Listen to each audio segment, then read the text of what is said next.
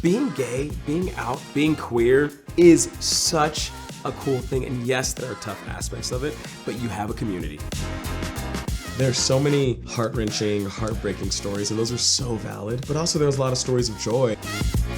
Welcome to today's episode of the podcast where we're talking about joy and queer things. Welcome. Today we are here with the amazing Celeste Lecesne, visiting from 2 hours north of New York. Yeah, Kingston, New York. And I'm in Utah, not for the first time, but for the first time in Provo. And what are your thoughts of Provo so far? The streets are really wild. There's history there. I think when they were first settling in Utah, the idea was they wanted the streets wide enough to turn a wagon around on, to do like a U-turn. Yeah, I've been doing that a lot. Lots of U-turns in Provo? Yeah, the geography is very interesting. All these 300 south, 300 west, 300 east, 300... Like all the different numbers, it's just a kaleidoscope for me. Is it kind of confusing? Kinda. I'm just always going to the wrong address. You're like, I thought I went to 300 north and it's 300 south. It's a grid system, so it's supposed to be built like a grid, and it's to keep you humble. Yeah, it's supposed to be simple, but I'm from Texas. It took me a while to get it, and I'm still struggling a bit. So give yourself some grace. You're doing great. Or some time. I'm leaving tomorrow. Was it the streets that did it? You're like, I'm out of here. No. Okay, so I want to give people a taste of, before we jump into what you do, and this might overlap, I want to get a taste of who is Celeste. Okay, who is Celeste? And before we jump in farther, what are your preferred pronouns, if you don't mind me asking? He, they. He, they. And what does that mean to you? Is this like you prefer he and they equally? Do you have a preference over I one? grew up most of my life being referred to as a he, and I came to they just in the past couple of years. And so really the bulk of my life and all my friends and how I thought of myself was a he. But then working with young people and watching them change and choose different pronouns, choose different names from week to week, I just started to think, this is amazing. And if I were 15 years old, I would definitely relate to myself and refer to myself as they, them. And they, the young people, actually encouraged me to do it. Like, they were like, why would you not?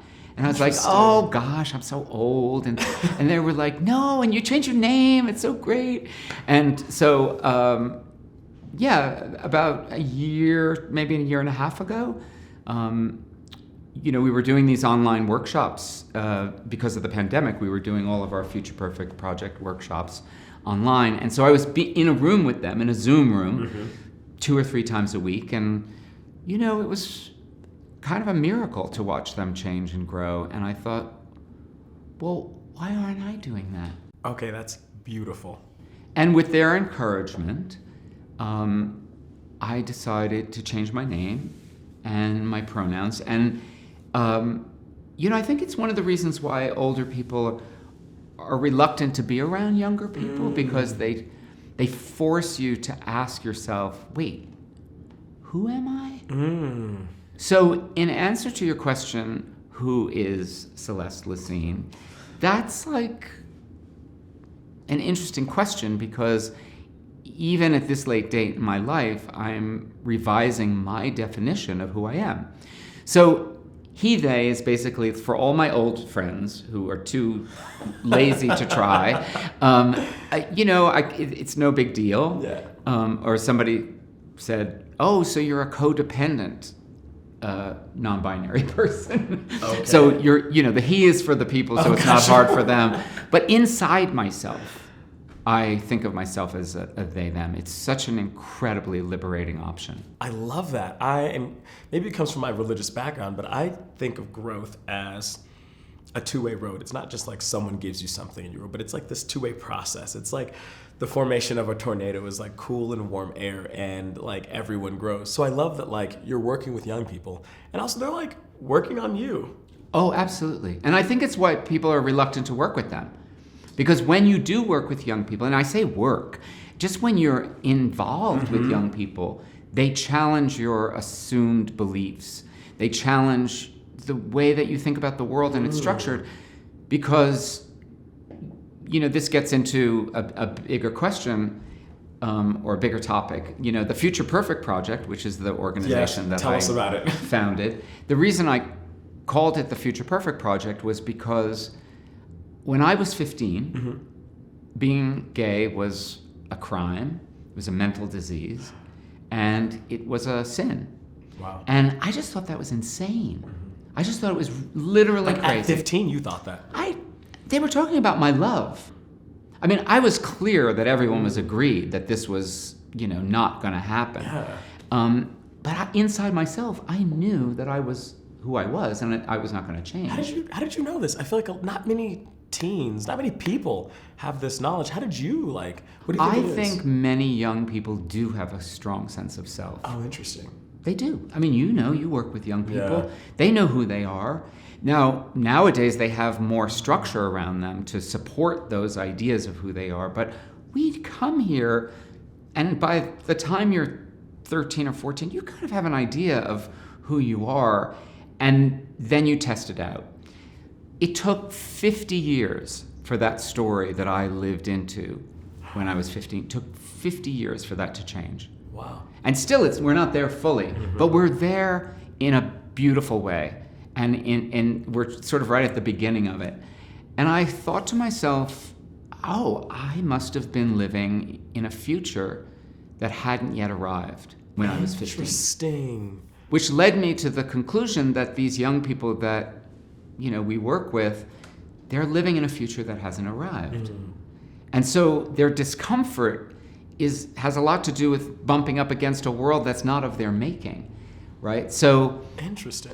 I really believe that queer young people are at the forefront of the change because they have to, their lives depend on it, that the world actually changes, right? But it can't stay how it is, and they cannot be healthy in that system. So it has to evolve. They have to change it. They can't just passively sit by and hope that it changes. They have to actually take action. They have to find a way to be able to, in their own way, become comfortable with just pushing against the status quo. Fascinating. I love that. I do want to ask, you did say working with young people, it's causes you to challenge your worldview or how you see yourself in the world. Why is that important? Is that good? Why is that good? Because, I think it's a good thing to be curious about the world and about yourself. And, I'm always suspicious of people who are very absolute about the way the world works because the world is changing. And young people are the people who are bringing in the change. That's their job. Their job is to challenge what is so, right? So I feel that it's important to question my relationship to how things are at every moment. I think I can only speak for myself. It's more fun. Oh, interesting. And as an artist, the Future Perfect Project, we do creative online and in-person workshops around the country, and we also amplify their voices of young people through media projects that we create.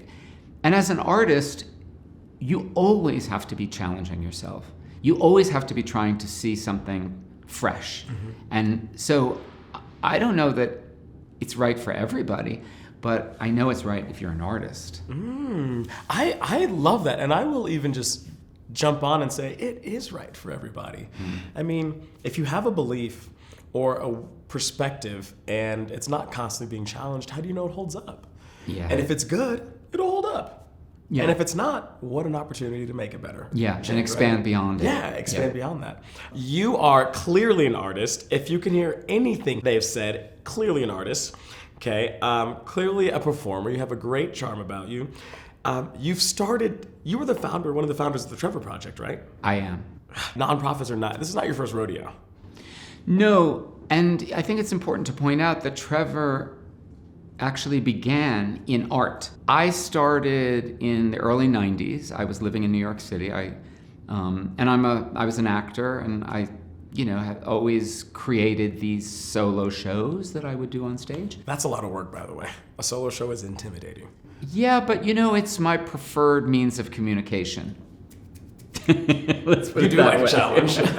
I like a challenge, and I like being in conversation with an audience, right? So I would create these solo shows, and I was creating a show in the early 90s, and I happened to hear a radio report on NPR about teen suicide. And at the end, they sort of casually mentioned the fact that homosexual young people, gay and lesbian at that time is what they knew, were 3 to 4 times more likely to attempt suicide than their heterosexual peers. And I just thought that was crazy that nobody knew that, first of all. It seems alarming. Yeah, and at the time, people weren't really thinking about queer young people. You sort of went away to college and, you were, it was called Gay by May. And you'd come home from school and you'd be crying and telling your parents that you were gay. And, many of us knew that wasn't the case, right? Right. But nobody talked about queer youth. It just wasn't a topic that people had on their minds or that was discussed. And I wanted to tell a story that was my own story because I knew how hard it was when I was 13, 14 years old. Coming to grips with the fact that I would not have a life. That life, you mean like? Children. Yeah. A spouse. My family. I think the way that it was presented was you were, if you chose this life, you were, banished to the outer darkness. And I knew my family well enough to know that that was a likely possibility. And I also had to grieve for the fact that I might not have a life. You just know it. And so I went back, I read my old journals that I had started when I was, 14 years old, and I interviewed a lot of people, and I wrote a short piece. It was only 10 minutes long. It was part of a bigger show, and it was called Dear Diary, and I played a 13-year-old boy named Trevor, and who understands gradually through a series of diary entries that he's gay, and he attempts suicide. And it was actually very funny and very poignant. Really? Yeah, it was charming and also kind of sad and funny at the same time. Okay, I kind of love that because I feel like that's how life is. I feel like life doesn't come in like venues of just like sad or happy. It's like all mixed in and kind of messy. And sometimes at the same moment. Yes. Right? Yes. And I love that in the theater. I'm obsessed with that too. So as a result of it, the film, that little 10-minute story was made into a film, which was a 16-minute short film. And is this the short film Trevor? Yeah. Which award-winning short film, by the way. Yeah, won an Academy Award. Academy Award. It's right? Amazing. Yeah. I saw it not too long ago. You should go watch it. Anyone listening, watching, it is, you can find it on YouTube under Trevor. Yeah, and it's 16 minutes long. That story went out into the world, and it just has given me such an incredible respect for the power of story. That this little 15-minute story could really change and start a movement, really. Yeah. And consequently, it was put on HBO. Me and the director, Peggy Reisky, and Randy Stone, the producer, we came up with Peggy came up with the idea to start the Lifeline, to put a telephone number at the end of it. She did a lot of research. There was no 24-hour suicide prevention lifeline specifically for gay and lesbian youth. And so we raised the money. We trained some volunteers and some mental health experts.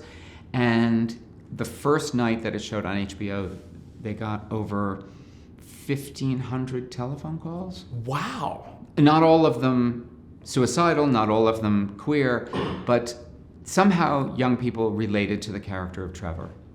And it just was an alert that there was a bigger need than we had anticipated. Yeah. And it'll be 25 years next August. Wow. And the Trevor, I have friends who are involved with it. I was getting ready to go through a training for the Trevor Project too, because I get questions from young people all the time about, what do I do? I don't want to be alive anymore. And I'm like, I want to know what's a good thing to say or what directions to point them. So I really appreciate the resources that the Trevor Project puts out there. Yeah. So thank you for that. And the greatest resource that they offer is just listening.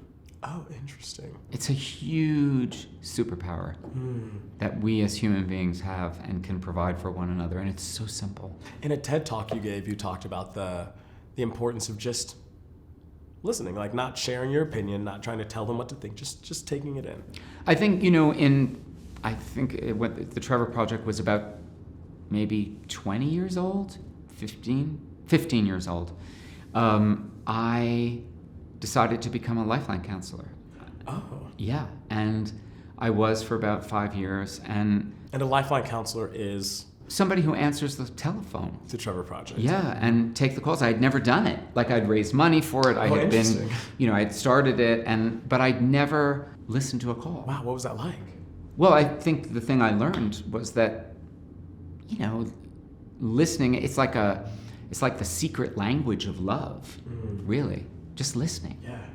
And I always thought that the Trevor Project was about giving advice, and then to suddenly realize that the greatest thing you can do for a young person in crisis is really just listen and reflect them back to themselves in an accurate, kind, compassionate, and sometimes helpful with resources, but mostly just really listening and being there with them. What do you mean by reflect them back to themselves? Is it just like telling them what you're hearing? Yeah, just saying what they said. Interesting.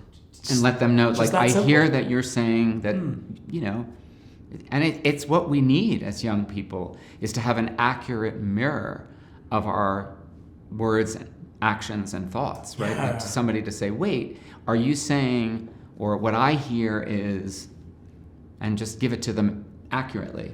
That's wild.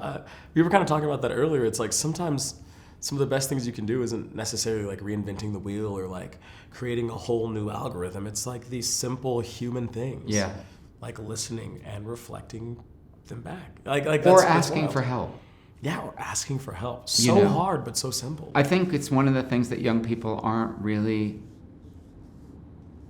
encouraged to do, told they can do, is and to say what an important function of being a human being it is, to just simply ask for help when you're in need. Right? We were never meant to exist in isolation, in silos. We're social creatures. Yeah, we need a tribe. Yeah. We need a group of people around us. And fortunately, I think for many young people who are queer, it's been easier in the 21st century because they find that community earlier on. Oh.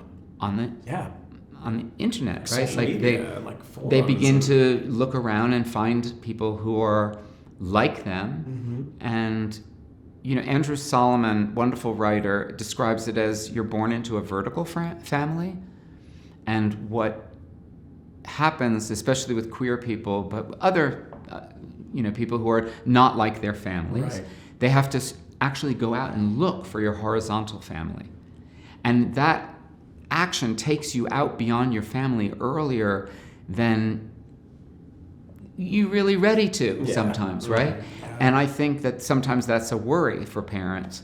So I would urge every parent who's worried that their child is different to actually get involved and find a place like Encircle where you can go with them and help them find their horizontal family earlier than them having to do it on their own and having it be a disaster. What a beautiful insight, where it's like your people in your life who you love will look for connection, especially if they're not getting it in their family. And would you rather be a part of that search and help them, or would you rather be the one that shoves them away and hope that it turns out right for them? I love that. Yeah. Interesting. Okay, so the Trevor Project, amazing. Get it together, Stacey. You've done so much. I know, I'm like, who is this interview about? Wait a minute, who is this? I feel like this is so great. Okay, so the Trevor Project, you've done all this great work, and now you're focusing more on the future Perfect. I want to say Future Power Project. Future Perfect Project. Tell us about this. What is this? So FPP, as we call it, is okay. It's a national arts initiative. Okay. we actually believe that the self-expression of LGBTQ plus youth is a declaration of a better future for everybody. Oh, I love that. What does that mean? The self-expression. Where'd you say the Art. self-declaration? Ooh. That where when they are free to express themselves, they're expressing an idea of the future that hasn't yet arrived, right? And so we provide them with the encouragement, the space, and sometimes the tools for them to be able to tell their story. What happened was, as I was traveling around the country, I was doing a show and I was touring, and I would go into high schools, as I usually do, and LGBT centers, and I started to see something happening around 2016 that I'd never seen before in the 25 plus years I've been working with queer youth. And that was a social justice component that I'd never seen in people so young, a sense of connection with each other at a much younger age, a connection to their own emotional self, their ability to articulate who they were, who they are. Yeah, I definitely couldn't do that back in my teen days. No, but they're really clear because, and also they have a connection to the internet and to their phones that has provided them with a kind of larger than life confidence in their ability to solve problems, which I love. And I was just astounded by their forthrightness and their clarity and kindness and their unswayability in terms of being who they are. And something that's really struck me here in Utah especially is their refusal to stop loving themselves, their friends, their parents. Which can be tough. Their grandparents. Tougher. It can be. They refuse to stop loving them, even when people are giving them a hard time. They won't stop loving the world. And I found that astonishing. And it's not like anybody told them to do this. This was just something that I saw happening, and I thought, okay, I'm stopping what I'm doing. I'm putting all my money on them. The state of the world is, we all know what it's like. Yeah, very divided. And I don't see a lot of hope out there in the lives of other people, in older people. People just don't have a lot of hope. They're not using their imagination. Like, how are we going to get through this? How are we going to change? How are we going to make this enormous leap? Right. And I saw these young people going, we're doing it. Okay, so I feel like it's really common. I was at a dinner the other day and someone was like, Gen Z, I can't stand them. And I feel like that's a sentiment I hear a lot from people, where there's kind of this demographically, there's this issue with the boomers have a hard time with the millennials, who have a hard time with Gen Z. How are you, do you not feel that same frustration? How are you able to see so much positive? Do you see the negative too? Are you just not worried about it? Or how do you bridge it? I think that there's plenty of negative to go around. And by negative, I think there's plenty to worry about. Okay. We know that the mental health issues surrounding LGBT youth are skyrocketing. We know the suicide rates are up. At the same time, there is the Trevor Project. There are places where young people can go to actually address these things. There are many more supportive parents than out there than there used to be, right? And that people are trying to make this work. There's teachers in school who are being, safe spaces for kids. And we also know that the legislators in this country, I think to date, 162 bills have been introduced into state legislatures specifically geared towards transgender and non-binary youth. So we know they're being targeted. We know there's plenty to be worried about.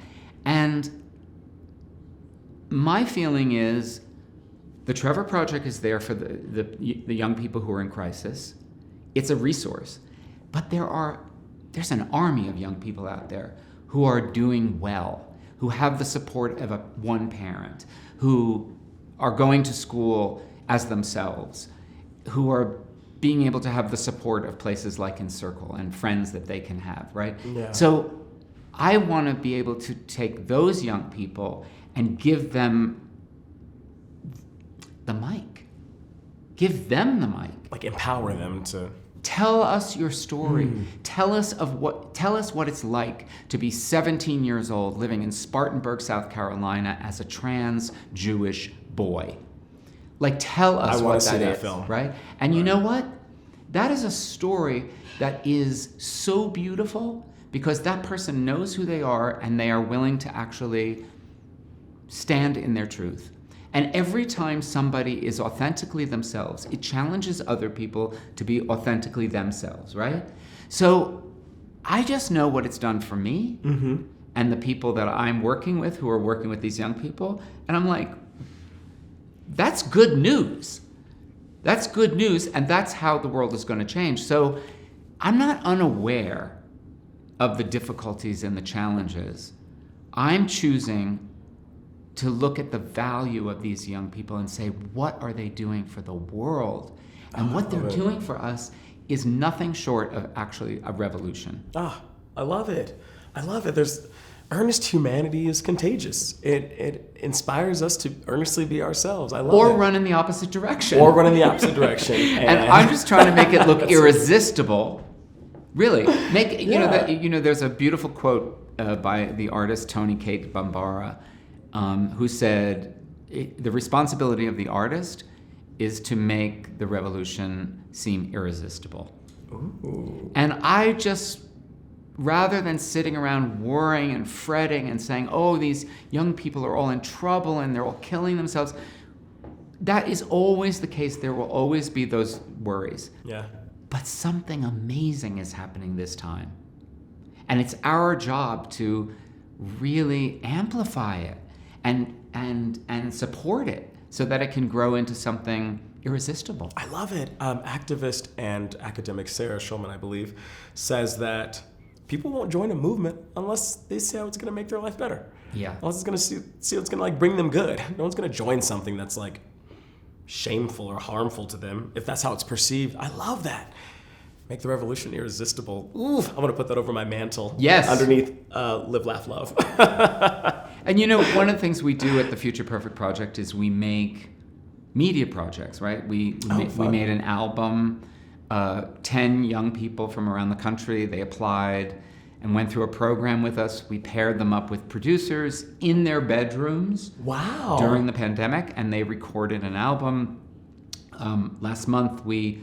Wait, where can we find this? Spotify, Apple Music, Is it under Bandcamp. Future Perfect Project? It's called Not What You Pictured. Not What You Pictured, okay. Which was their title. They came up with the concept for the album. I like that you're like, that was not my idea. No, I wish it was. It was just, they wanted to actually, as queer singer-songwriters, they wanted to express this idea, like, we're not even what we pictured. Oh, cool. Right? Like, and to their parents, we're not what you pictured. Okay, but like, let's move on. Let's accept us. So, last month we brought them to New York and they performed at Lincoln Center, which was a thrill to be able to do that. Wow, yeah, that's awesome. And we make animations. We do these animations. I didn't realize you were doing so much different types of art. That's amazing. Well, during the pandemic, we weren't traveling. And so we had to figure out a way to be able to... Let's get creative. Get their voices out there and let them speak for themselves. Instead of us always going on podcasts and saying, this is amazing. Right. We wanted to actually share with people what's amazing. And what's amazing is their self-expression. So I just encourage everybody to go to thefutureperfectproject.org or thefutureperfectproject.com and just look at some of the work that they've made that we've helped amplify, but really it's us just giving them the mic. I love that. And I think I don't want to take too much of your time. We are rounding up, but I have one more maybe like branch that I want to hit with you. And I was telling you when we were starting, one of the focuses I want to do on this is we talk a lot about the sad and the hard things, like we have a lot of the negative. And I think sometimes we can relate and see ourselves in that and have, be inspired that other people are going through similar things. But I worry sometimes that we don't talk enough about the joys of embracing yourself, or the joy of embracing who you are. Well, I use the term queer joy. I want to know from you, in your experiences, in your life, where have you found joy in embracing yourself? Have you found that? Oh, people have famously told me to cheer down. So not here.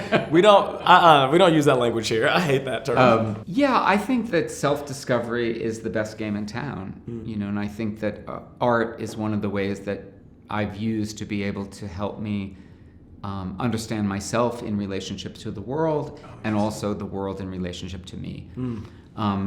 I think that helping other people, and not in a sort of, holding a hand down, but like holding a hand across, Interesting. is one of the clearest ways that I know, and the fastest ways to get to joy, which is why I do it, is because it's the most joyful thing. And we know this from all the studies at Harvard that they did about happiness, that the only thing that actually makes a difference in your kind of standard level of happiness is sustained service to other people. Oh, interesting. And yet we're so late to the party. But I do want to say this, which is we're making a podcast with a group of young people who also opted in, and they said to us, our first episode is going to be queer joy. Yes! That they felt like there's so much being done about how hard it is for them, that they don't hear even from themselves sometimes, why go to all the trouble? Why is it worth it? Yes. That's my vibe. That's exactly how I feel about it. And I want to know, is there a specific moment in your life? And it doesn't have to be the biggest moment. It could just be a moment. It could be mundane. It could be grand. Anything where you remember feeling something that was like, yeah, this is why I do it. This is why I love it. You felt that joy, that spark. And when you say love it, you mean live my life this way? I guess however you want to interpret it. Any moment that you felt were directly tied to this queer joy. I think that my whole life has been oriented towards that queer joy. It sounds like it. And I think what comes to mind are the moments that were actually more difficult, where I had to say, no, that's not who I am. No, I will not be having that. Thank you very much, but I am going to choose myself. Mm-hmm. And I think going back to really the Trevor story, I think when I decided to survive and to live, I realized that I was going to have to do it with my whole self. And I made a commitment to myself that I would not lie.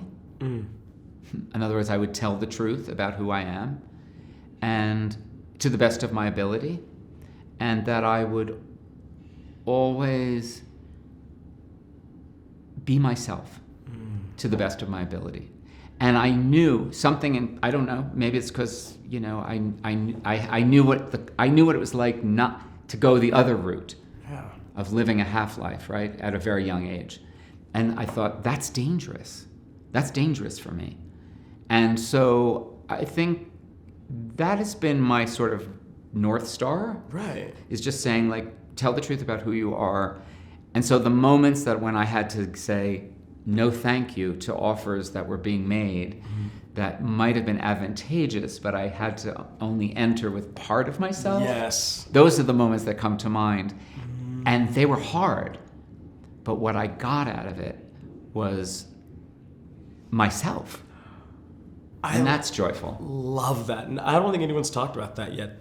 The joy that comes from, like, standing up for yourself, or honoring these boundaries that you feel strongly about, or even having those moments, those negative moments, be things that you like stand in your own. I love that. And love that. More recently, I think the moment that I came out to my sort of family, my chosen family that I live with, and who have my back and who I've gone through life with for the past 30 years, when I came out and as Celeste and said, I'm going to use my middle name, which was hiding inside my name. I'm going to use that name, and I'm going to take these pronouns, and I'm going to go on this journey. And their joy and their willingness to embrace that part of me was just an indication that I had chosen the right people to be around. Oh my gosh. I think of, just you sharing your experiences, I think of when I came out to my mom. And she's Southern Black, very conservative Christian. She said, I love you, but I'm not going to allow you to bring all that stuff in my house. And I said, and I had a choice to make where I was like, do I go back into the closet a bit to appease my family, to have this relationship, or do I stand in my own? And I said, Mom, I love you so much, and I will respect your boundaries and your rules, but I can't leave 25% of me at your door when I show up. It's like, I gotta bring me all of myself or none of myself. And because I respect myself and I respect you, I probably won't go to your house for a while. And that was a really tough boundary for me to set. And she calls me back a little bit later and she goes, you are so right. She's like, I'm making the bouquet at the wedding. I will be there. And like, because of that, wow, our relationship is so much better. Yeah, because look, I think this is what queer young people bring families. They force families to open their hearts. And if you don't open your heart willingly, they'll break it open. No, they will break it. They will break it open. So my suggestion to every parent is open your heart, people. Otherwise, it's going to get broken. Bad, just bad. Facts. Thank you so much for sharing your story. And I related a lot to the concept of the joy in standing up for yourself, like honoring yourself. I'm so glad you stood up for Celeste, who's been waiting to reach the light and get to know the world, and for the world to get to know Celeste. And thank you so much for your time. Is there anything else before we go that you're like, this needs to be said? Yeah, I just want to say that what's happening here in Utah with the Encircle homes is just a model for everybody in this country. Like, I think that more needs to be said about the incredible work that's being done in these homes. And I just cannot believe that it's available to young people, A. And I'm also deeply, deeply moved by the moms who have opened their hearts and realized that how closed their hearts were, and that took their gay children to open their hearts. I'm really, really deeply moved by them and how they've organized all of this. It's just been an amazing experience to be in these homes and be a part of it and watch how these children thrive. And I don't see why anybody would not want to see a child thrive. That is incredibly high praise coming from founder of the Trevor Project, founder of the Future Perfect Project, Academy Award winner, Celeste. Like, that's huge praise. Thank you so much. No, thank you. Thank you so much for coming today. This has been really insightful. I feel like I've been motivating myself to speak because I've just been like, yeah, tell me more. Thank you so much for joining us. We will include links below or somewhere so you can follow Celeste and the project Celeste is working on. Thank you so much. Thank you.